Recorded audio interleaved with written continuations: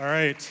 I'm actually here to talk about exactly what JML mentioned in the intro, which I want to talk about how we share the lessons that we've learned at Canada and Scale so we can build that community and build those lessons. So who am I? Inmar gave me a great intro there, but where I am right now, I'm currently running technology at Ecobee. I run all of the software development we do that's not on the actual device because, wow, firmware is scary. Where I've been the last couple of years, I started my career working and building and owning things at scale, working at Indigo.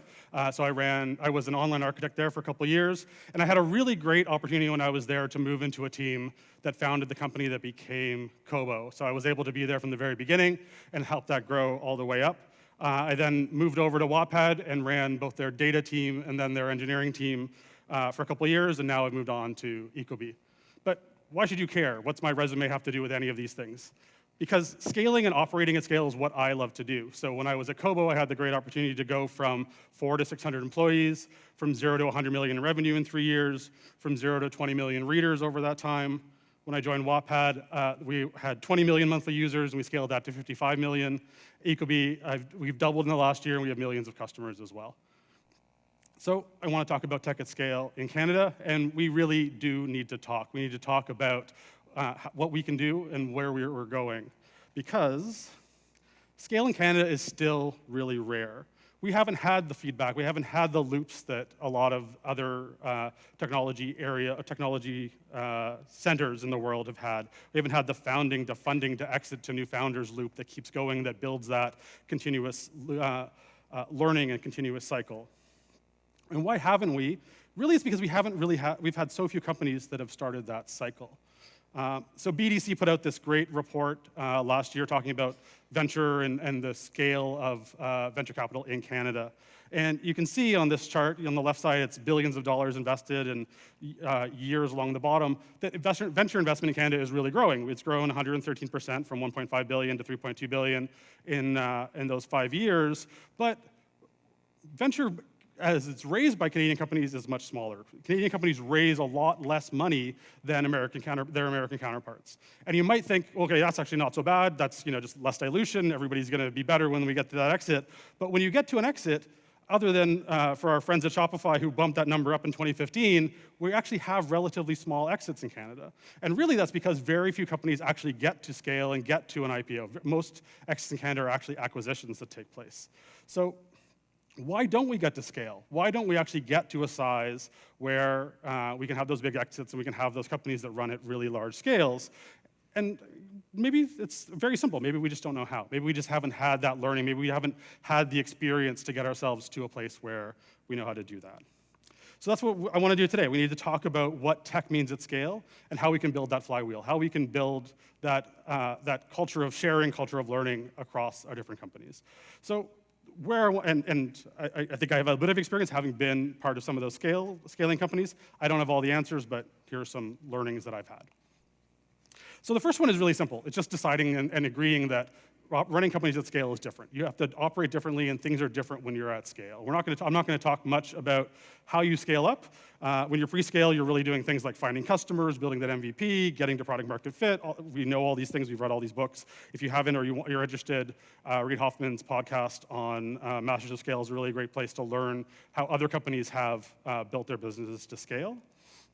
But what I want to talk about today is what changes when you're at scale. What's different about your business when you're at scale? And I think about that along 4 different axes. One is about data, one is about speed, one is about shipping, and one is about how you test.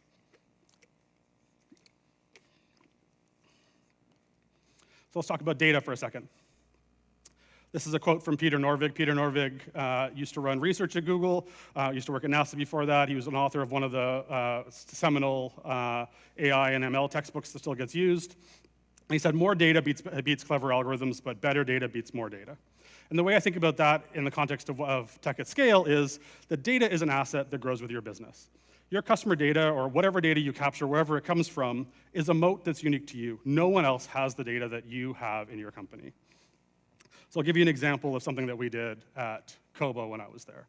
I started what we called the big data team. No one says big data anymore. Very few people say big data anymore. They say AI and ML. But what we were doing was we were looking at the data that we had and how we could use it to further our business. So and we were just getting started. We didn't know what data we needed to capture, what would be useful, what would be valuable. So we looked around at what data we were already capturing.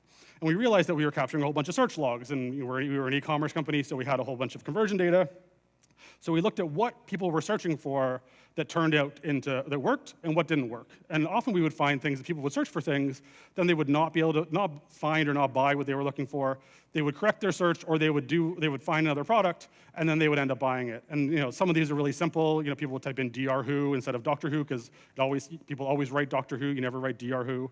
Or people type Spider-Man like that all together. But Marvel says you have to have a hyphen in it. It has to be Spider-Man. You can never be Spider-Man. And you can think about this could be really solved really simply. There's very simple IR techniques, information retrieval techniques for solving these problems. There's synonyms, those kind of things. But there are some cases where actually the normal case won't handle it. And this was something that our data told us, and it was something that only our data could tell us. So when we were doing this, the new Steve Jobs biography had just come out. And people would regularly come to our website and they type in Apple, and they'd not get anything. And you think that the Steve Jobs biography somewhere in the metadata would say Apple. It actually said Apple nowhere in it, which seems kind of strange. But the metadata that we had from the publisher didn't say Apple anywhere. But people would type in Apple. They would not find the book. They would be like, oh, wait, what can I search for instead? They'd search for Steve Jobs, or they'd click around, they'd find it, and then they would buy that book. So we changed the system, and we had a system that learned from all these sort of replacements, as we called them, that would switch from words that didn't work, that no one bought anything when they typed in Apple, and to replace them with other things. And we really grow the conversion rate and the sales by doing that. And that only worked because we had that data, and that data was already data that we were capturing. So I'd sort of leave you with this question as part of that is, what data do you have that would make your business better? And this is something that only works at scale. Smaller businesses don't have data. Or you do have data, it's about the tens or hundreds or thousands of customers that you have. It's when you get to those hundreds of thousands, those millions of customers, that data can really power and change your business. The other part was that where data really helped me and helped grow a company that I worked at was helping us find leading indicators. So Facebook wrote in a blog post in 2012 that every day we run hundreds of tests on Facebook, most of which are rolled out to a random sample of people to test their impact. This isn't surprising to anybody. A/B testing or multivariate testing or any sort of randomized testing is really common in a lot of technology platforms these days.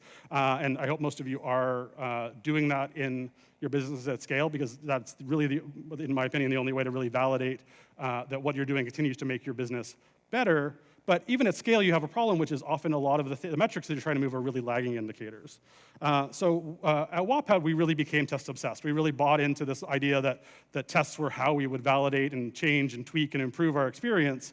And we would run what we called a weekly experiment council. We'd get everybody together that was doing experiments that was part of our product management team and our technology team and wanted to grow the platform. And we modeled this somewhat on something that Google talked about in early 2010, talking about experiment councils in their company. But what we found was our experiment council was moving really slowly. We were trying to move monthly retention. Monthly retention is basically the idea of people that are with your system or your business or your platform in 1 month and they come back in the next month. And that takes a long time if you're running an experiment on it. You really need about 2 months or probably even 3 months to do it statistically well data to get that answer. And so we would run those and we would make a change and we'd just wait, and it would take forever for us to have that impact. And luckily, we were fortunate enough to have someone attend a talk at Rexus in 2014. This is the ACM's Recommendation Systems Conference. And Neil Hunt, who used to be the CPO at Netflix, was talking about that retention is a blunt measuring instrument, which is a much more eloquent way than what I just said to talk about the problems that come from using retention as a metric. And then he put up this slide that said, retention is one of the ways that we drive business value at Netflix. It's new trials and are also doing it. We're always trying to sign up new people. But then there was this thing in the bottom right that was really striking, that hours of viewing drive retention. And that simple concept, it seems very obvious that if you watch more videos, if you spend more time on the platform, you're going to be more retained. Maybe in 2014, we thought you could actually run out of videos on Netflix. You could almost never run out of video on Netflix these days. But then it was really just about driving the amount of time people spent watching video on Netflix, and that drove their retention. So we actually looked at it ourselves. We looked at the data that we had at Wattpad and realized that we weren't purposely capturing reading time, the time people spent reading on our platform, but through some logs that we had, we were tracking page turns, and page turns happened to have the timestamps on them, so we could actually figure out how much time people were spending reading. And we did some math, and we realized that actually that reading time correlated really strongly with retention. And that key insight allowed us to really speed up that testing cycle. Went from those months and those several months to get that data, and to run those tests, to actually being able to do it in weeks instead. So it was like 2 weeks usually was our normal time to run an A/B test. And that drove really that growth from 20 million monthly users in 2014 to 45 million monthly users in 2017. A lot of that came because we could run those experiments. We could run many of them in parallel and really understand what worked and what didn't work for our users. A lot of growth people will talk about finding your North Star and finding things like deciding that MAU or monthly active users is your most important metric, or monthly recurring revenue is your most important metric. But very rarely do people talk about how you use those in testing and how you use those in experiments. Those are all really slow-moving metrics. So I'd encourage you, as you build your businesses, to find what is that fast-moving metric that you can use to proxy that North Star and allow you to do all of the things you need to do to scale up that business quickly.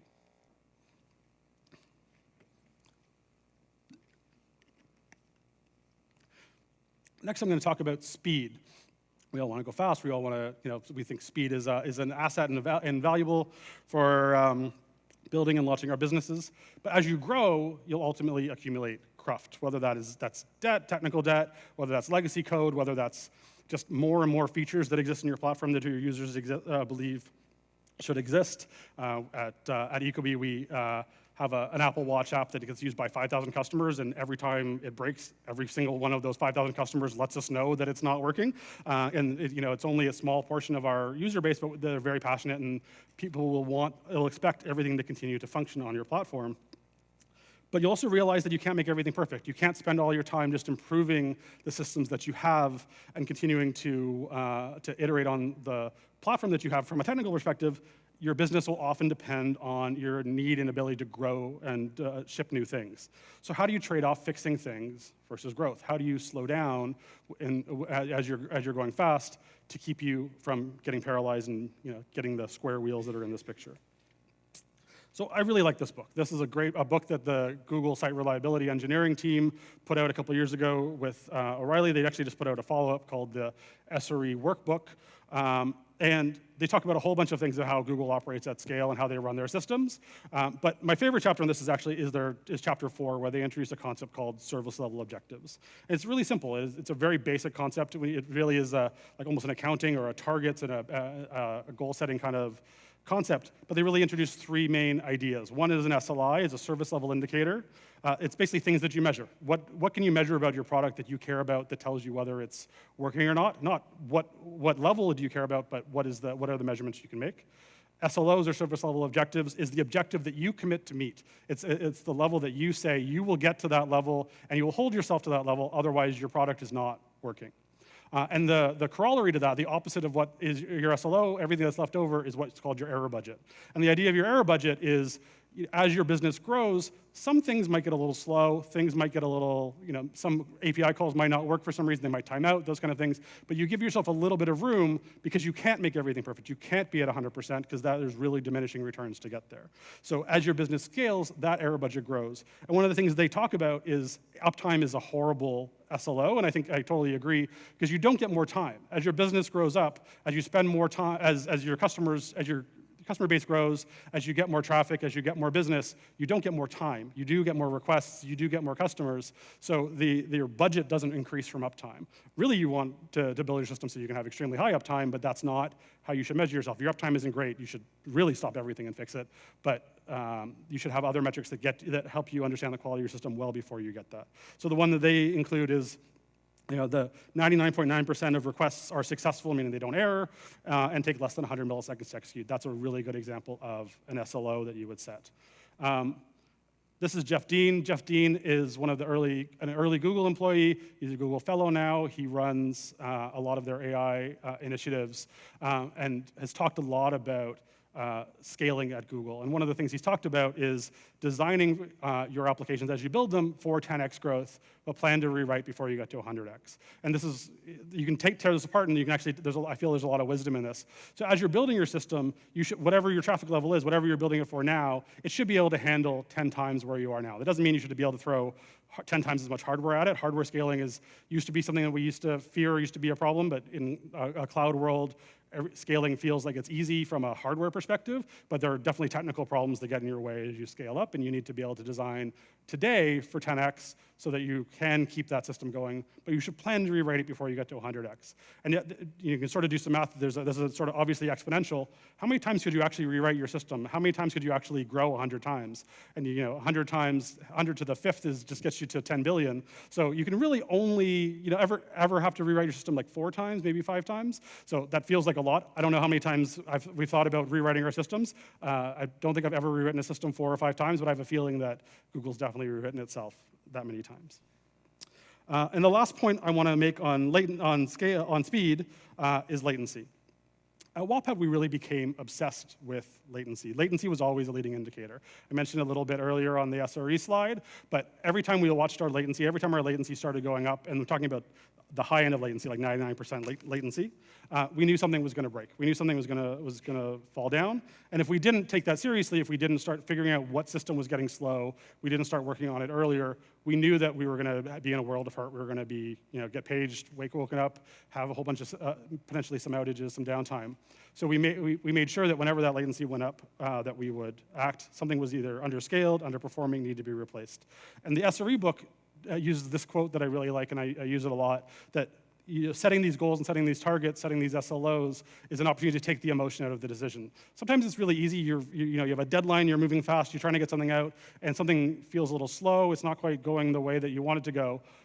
If it's just a feeling, it just feels slow, then it's really easy to convince yourself that you can wait. You can keep going, you can launch that feature, and you can come back to that later. But if you have a hard target, if you have a hard metric that you're measuring yourself against, you know when it's time that you need to stop and catch up and slow down so that you can move faster and not get stuck with the bad things that could happen. If you want to read a lot about how some companies, and specifically Google, solves latency at scale, that last page, Jeff Dean wrote a great paper in the communications of the ACM in 2013 called The Tail at Scale, and I'd recommend anyone who runs technology at scale reads that paper. Next, let's talk about shipping.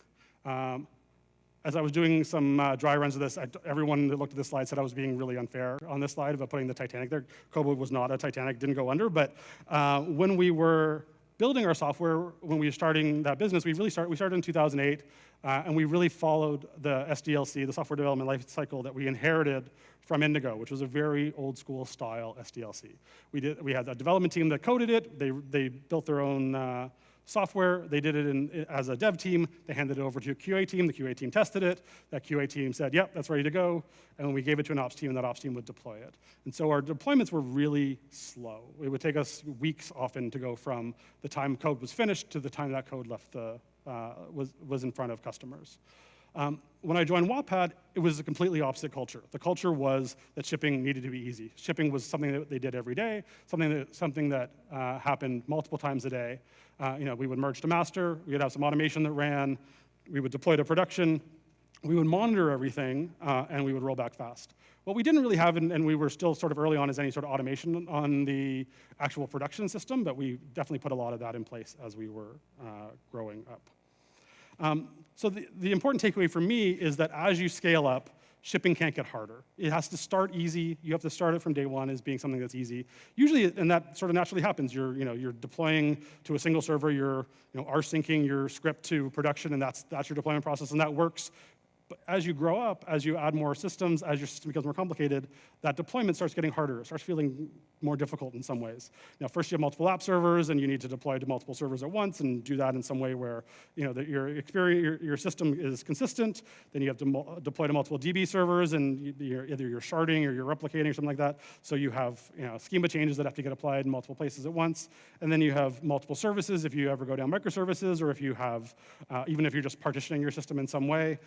And on and on. And if you don't invest in it, it gets harder and it starts slowing you down. And we've heard about this for a long time, right? There's been great books like Continuous Delivery and the DevOps Handbook that says, you should put your teams together, you should break down those walls, you should ship early, you should ship often, you should have all that automation in place. And it's been great, but it's been really aspirational, but there hasn't been a ton of metrics around it other than what we've learned in our own day-to-day. And I think that's actually changed recently. So this book came out earlier this year. If you were at DevOps Days yesterday, you were fortunate enough to hear Nicole Forsgren talk about all the great research that her and her team have done and that has gone into this book and to Accelerate. And what they've really shown and from the data they have is that high-performing companies, great companies, have a few characteristics and they're very straightforward, and they talk more about the culture and the different things that are necessary to get you to that place. But where you are, or what they found was, high-performing companies, they deploy on demand. They deploy whenever they want to, all the time, anytime. It takes them less than an hour to go from a code commit to production. It takes them less than an hour to recover from any kind of failure, any kind of mistake, anything that was deployed to production that didn't quite work properly, that rollback could happen in less than an hour. So I think it's a really important thing for us to take away and think about, if we're going to operate at scale, we're going to continue to grow to that size, are we doing these things? Because the evidence really is there that the great companies do this. Last thing I want to talk about is testing. So I put this slide up, and it's, you get a little bit of laughs, and everybody's sort of like, oh, that's funny. Testing in production used to be a joke, right? Or it is a joke in a lot of cases. But to me, actually, testing in production isn't a joke anymore. Testing in production is best practice. As you go to scale, production is the only environment that matters. As you start, you can have great staging environments, great integration environments, great QA environments, great development systems, all those great things in place. But as you get to scale, those things matter less and less because your ability to make them the same as your production environment gets harder and harder over time. I like to think about technology in a sort of strategic way, in different strategic frameworks. And someone I used to work with always said the strategy is about making choices. And you really have two choices. You can find better ways to build a better staging environment, better integration environment, better QA environments, or you can find ways to ship and test on prod. Which one do you want to do? And I've had the opportunity to do both of those. And at Ecobee, we did that left one. We invested in staging and QA environments. Our code moved through those environments. We tested everything. We had an army of QA people that would constantly test in those environments. And we'd still miss things. We would miss things in production. The idea that you can test everything manually and through those earlier environments is a myth, and it really doesn't provide as much safety as it really feels when you get into production, compared to what you get to production. Our deployment process was also somewhat slow, so the rollback and the fix of that was slow as well, and often would drag us down over time. At Wattpad, that wasn't the case. At Wattpad, we did actually have that staging kind of environment. We did have those other areas that we would test against and build against. But over time, we actually started using them less and less. And that was because we just realized that keeping them up to date was harder and harder. We would have tests that would fail, but they would be flaky. They wouldn't really actually tell us that something was broken. It was just an environmental problem. That environment didn't have the data that we actually needed to test and validate against. So we instituted a number of different tactics, like ramping up our code deployments, doing percentage rollouts to users, having automation for performance and functional tests, and having the ability to roll back fast to monitor all those things. And the reason the production environment worked and why that was much smoother for us was because it had all the data, it had all the real test cases, had real users that were generating that test. But isn't that dangerous? Doesn't that actually piss off your customers if you're just throwing things out there and seeing if they work? And it doesn't come for free. You can't just deploy something, see if it's broken, and then roll it back or not. You need to make investments. You need to do things. You need to have things like those SLIs and SLOs that I mentioned earlier that are measuring and monitoring your system to make sure it still works, even as you deploy things and move quickly. You need to be able to do things like mirror traffic or teeing off traffic so that you can test things with real traffic flow without impacting your users. And if you do have problems, you need the ability to roll back. You need to do things like have canary deployments or blue-green deployments to do that. Cindy Sridharan, who is now at Apple, wrote this awesome article about testing microservices the same way. It's an amazing article about the differences, but different techniques that you can use to automate all of the things before you go to production, and then to test in production and to do that safely. And because really at scale, it's the only thing you can do. You need to build that fast feedback loop to get that quality. And so the last point I'll leave is Prod is real. Production is real. Early environments are ultimate simulations. What we need to do is get good at what is real, and testing in production is an asset for us. So, in summary, a couple lessons that I've learned over my career about running and building tech at scale in Canada. Use your data. The data that you have is a great asset. It's something that you and only you have. How do you use it, how you deploy it is a great opportunity for you, and it's something you need to really look for. Slow down to speed up. Set rules and set hard targets on when you need to slow down, when you need to invest in your platform, and how you can actually make sure that your system can go as fast as it needs to, and your development, your deployments can go, and building features can go as fast as they need to. Keep shipping easy. Start from the beginning of making sure your shipping is easy. If it's not easy now, make sure, get it easy. Do that investment to make shipping something that you can do easy and all the time, quickly and all the time. And test and prod and get good at it. Thanks.